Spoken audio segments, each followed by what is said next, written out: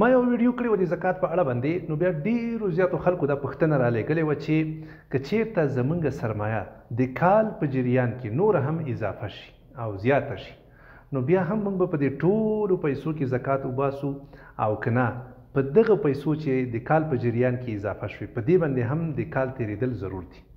نو لنډ جواب دا ده چې دغه پیسې چې تاسو د کال په جریان کې ګټئ دا هم اضافه کېږي هغه اصلي سرمایې ته او تاسې به د ټولې سرمایې زکات په یو ځل باندې باسئ. داسې نه کېږي چې موږ ووایو دا په پلانکۍ میاشت کې راغلي دا په هغې میاشت کې دا په دې میاشت کې پرېږده چې په دې باندې هم زکات تېر شي، نه، بلکې موږ اصلي سرمایې ته د کال په آخره کې ګورو او هغه په 40 باندې تقسیموو او بیا یې د زکات مقدار معلوموو. که چېرته څوک غواړي چې تفصیلي د دې سوال په جواب باندې پوه شي نو زه تاسو ته په تخته باندې انشاءالله دا واضحه کوم. وبخښئ چې زموږ مایک خراب کړو نو ځکه ما دلته موبایل ایښی. ښه، د کال په سر کې فرضاً یو نفر سره څو افغانۍ دي؟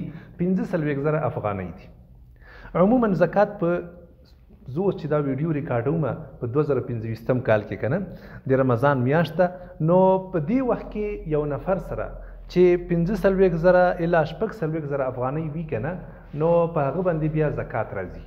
یعنې دا د زکات مقدار ده په پیسو باندې که موږ ورته حساب وکړو. صحیح شوه؟ نو یو نفر سره سږ کال په رمضان کې فرضاً 45,000 افغانۍ پوره شوې. اوس له رمضان نه بعد د 15,000 نورې وګټلې. صحیح ده که نه؟ 15,000 نورې وګټلې، دا شوې څو 50,000.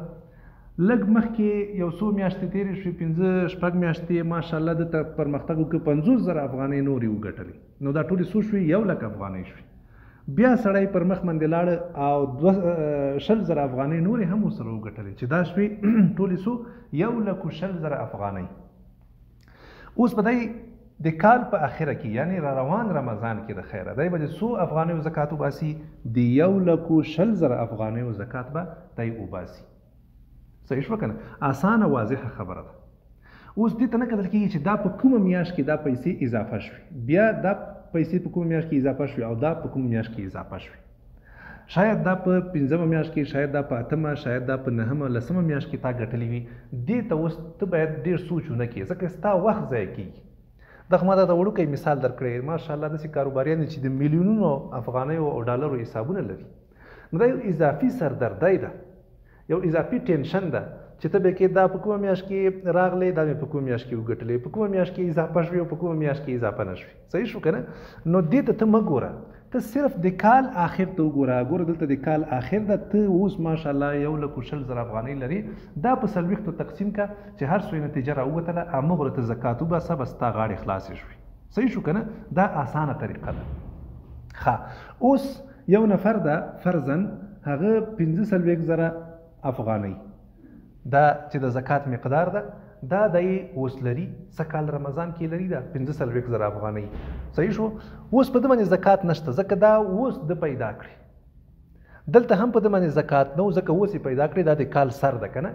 خو چې وروسته کال ور باندې تیر شو په ده باندې زکات راغی. کال دا دویم شرط د زکات د فرضېدو لپاره چې په ده باندې به کال تیر شي 12 دغه اسلامي او هجري کال زما مطلب ده. نو کال چې در باندې تیر شو او 45,000 افغانۍ اوس هم تا سره شته دي او یا د اضافه شوې، نو ته باید زکات وباسي. خو یو نفر ده د کال په سر کې د سره 45,000 افغانۍ راغلي، خو چې یو 2 میاشتې تېرې شوې یو دم سړي تجربه نه وه او څومره تاوان یې وکړ؟ 10,000 افغانۍ تاوان یې وکړ. صحیح شو که نه؟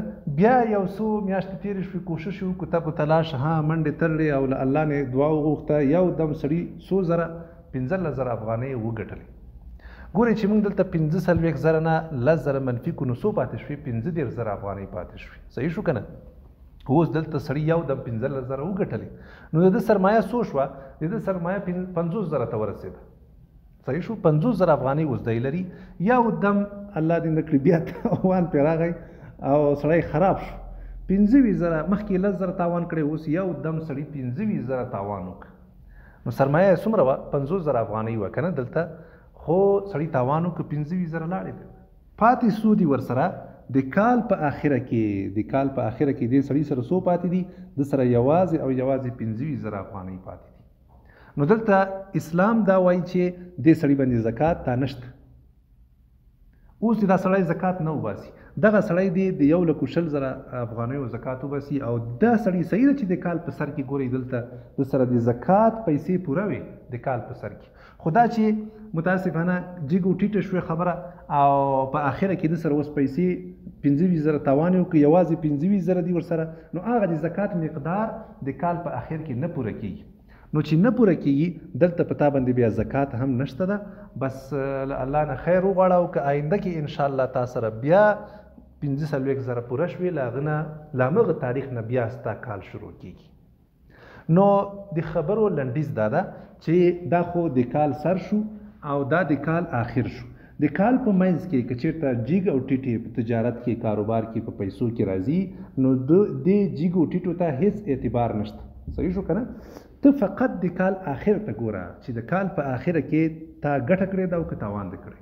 که چېرته پیسې دي د 45,000 افغانیو نه تقریبا راکمې وي خو تا باندې زکات نشته، خو که ډېرې شوې وي بس ته د همغه ټولو پیسو زکات باید په یو ځای باندې وباسي. الله دې وکړي چې تاسو به پوه شوي یئ. بله یوه مهمه ویډیو د زکات په اړه باندې چې ما مخکې کلونو کې کړې وه هغه تاسو ته دلته ښکاره کېږي، کولی شئ هغه هم در سره وګورئ د دې لپاره چې په دې ټولو مسایلو مو انشاءالله ښه سر در خلاص شي.